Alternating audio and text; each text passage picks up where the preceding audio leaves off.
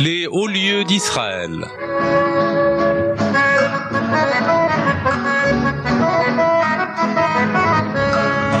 Un guide vous raconte tous les matins et tous les soirs les hauts lieux d'Israël, une série présentée par Radio Communauté Judaïque FM, réalisation technique Samuel Chekli. Alors Guy, nous consacrons cet épisode à raconter Césarée. Nous sommes à Césarée, nous sommes ici dans l'amphithéâtre romain de Césarée. Voilà. Tout d'abord, permettez-moi de préciser, Césarée, cette fois-ci Césarée maritime, par opposition à l'autre Césarée que nous avons en terre d'Israël, au Golan, à côté de Gamlé, Césarée du Golan, Césarée de Philippe.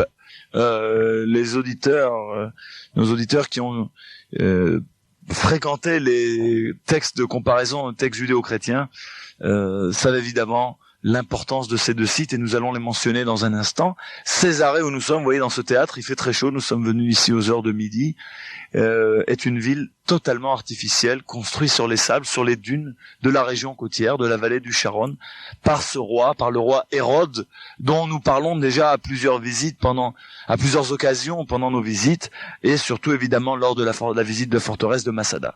Hérode le Grand, cet homme envoyé par Rome et émissaire des intérêts romains en terre d'Israël, qui réussit à se marier dans cette excellente famille, la famille asmonéenne, prend le pouvoir et décide de construire ici une ville artificielle. D'ailleurs, quand nous sommes entrés dans le théâtre il y a quelques instants, nous avons pu voir beaucoup d'ornements. Nous avons même pu remarquer, d'ailleurs, et je tiens à le dire, cette belle plaque dédicative retrouvée sur le site et qui nous rappelle une ville dédiée à Tibère et dont le procurateur était Ponce Pilate, ni plus ni moins le fameux Ponce Pilate mentionné dans les textes chrétiens, celui-là même qui a fait arrêter Jésus et qui l'a condamné ensuite dans la forteresse de l'Antonia à Jérusalem à mort, et celui donc qui est le responsable de la mort de Jésus. Il séjournait, il habitait ici à Césarée. Césarée, c'est la ville artificielle qui, après la mort d'Hérode, va devenir la capitale de cette région qui est la terre de Judée. Il faut se rappeler que les Romains ont eu beaucoup de problèmes, ont eu beaucoup de fil à retordre avec ces Juifs rebelles, aussi bien en Galilée qu'en Judée.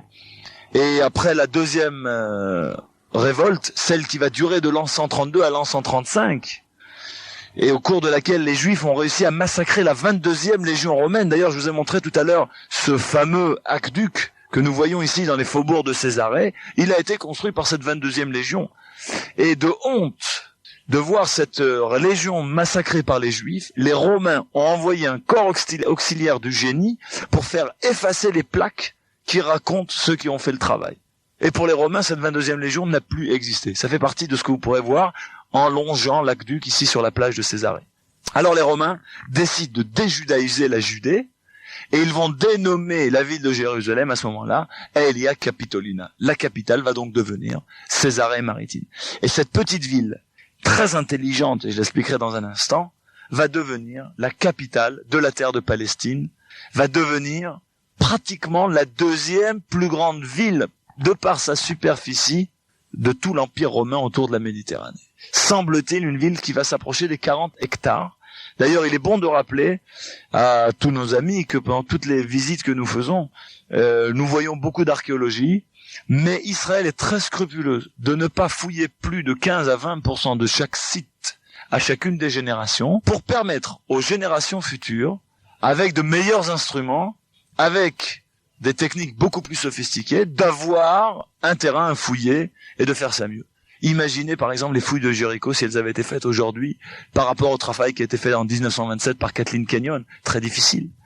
Alors ce théâtre où nous sommes, revenons-y. Comment l'a-t-on découvert? C'est quand même assez extraordinaire. Vous voyez derrière nous, juste ici, nous entendons les bruits de la fabrique de céramique qui se trouve ici même. Le kibbutz Sdotiam qui est derrière nous est venu s'installer dans les années 20 sur les dunes. Les terres avaient été achetées par des donations de juifs venant du Canada.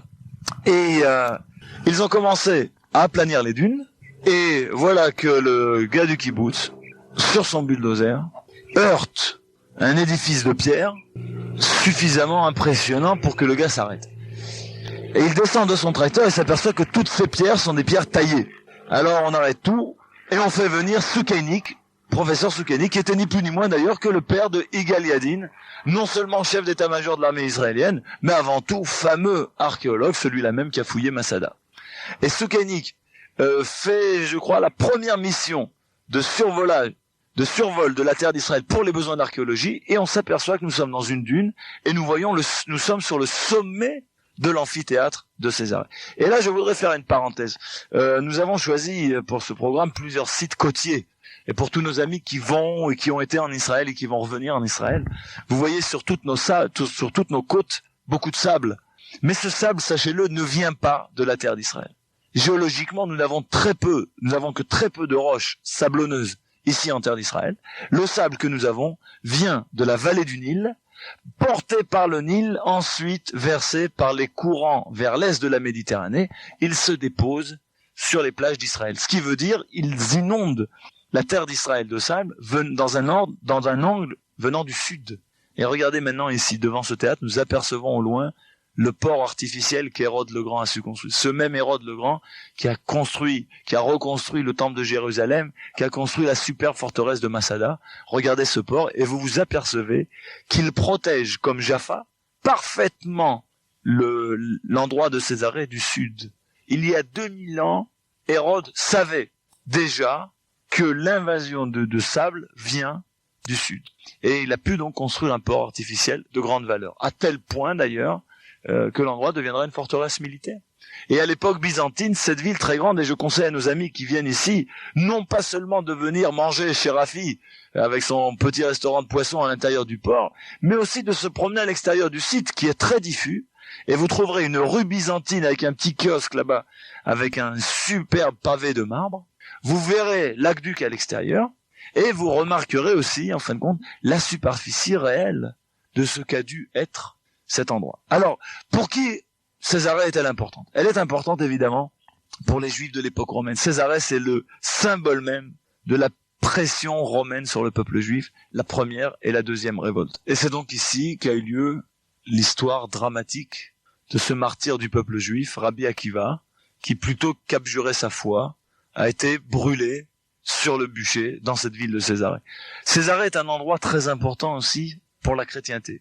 C'est ici qu'a eu lieu la première conversion, disent les textes chrétiens, d'un non-juif au christianisme. Et là, il faut que j'explique le contexte.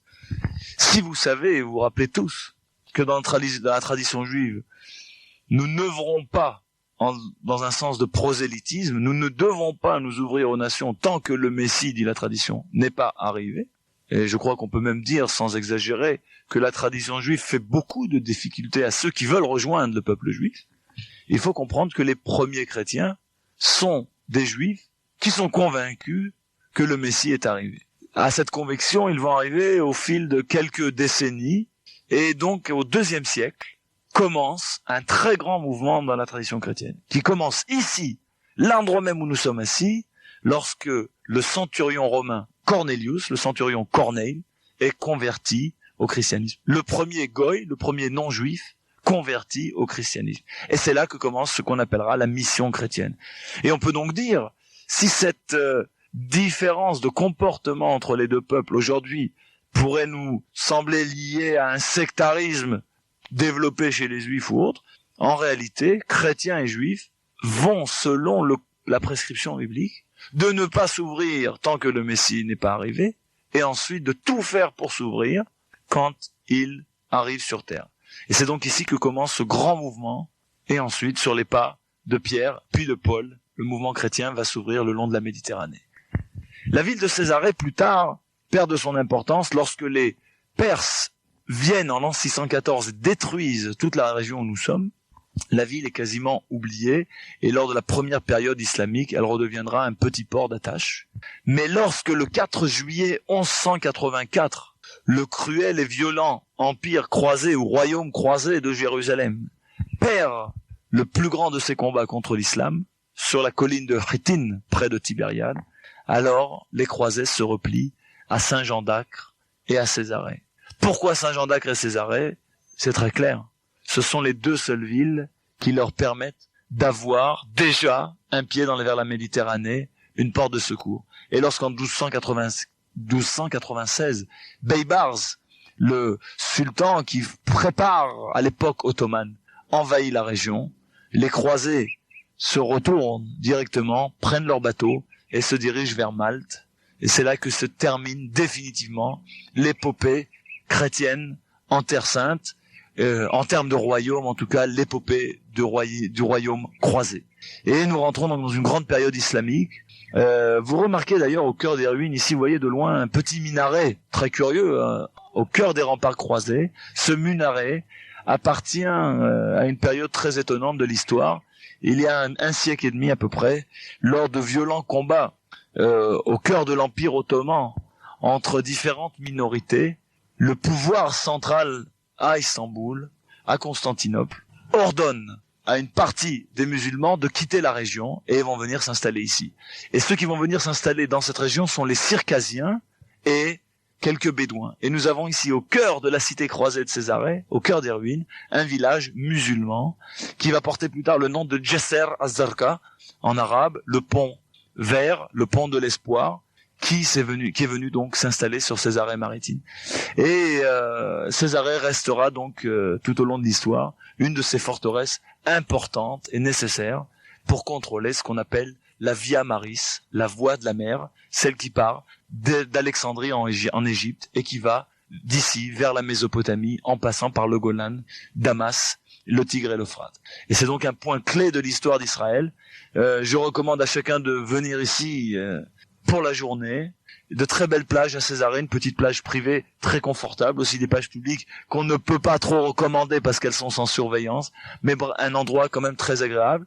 La chaleur est ce qu'elle est, et je crois qu'on peut quand même terminer et mentionner que c'est ici que se trouve le seul golfe d'Israël qui a été fondé par la famille de Rothschild de France lorsqu'ils ont décidé de construire le club Césarée, qui est juste derrière nous, qui est devenu plus tard Club Méditerranée, qui est aujourd'hui un des hôtels de la Sheldon.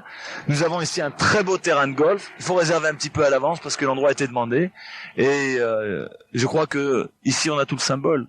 Ces pelouses vertes et ces vergers d'orangers derrière nous, c'est le nouvel Israël. Et Césarée est sans aucun doute une des pierres importantes du nouvel Israël.